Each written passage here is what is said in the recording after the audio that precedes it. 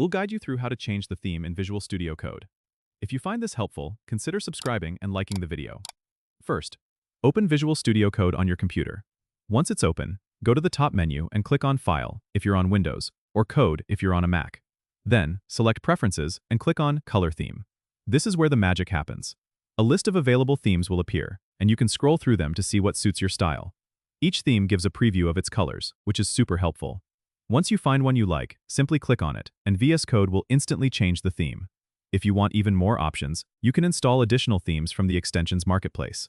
To do this, click on the Extensions icon on the left sidebar, which looks like 4 squares. In the search bar, type Theme, and you'll see a variety of themes you can install. Once you find a theme you like, click Install, and it will automatically be added to your theme list.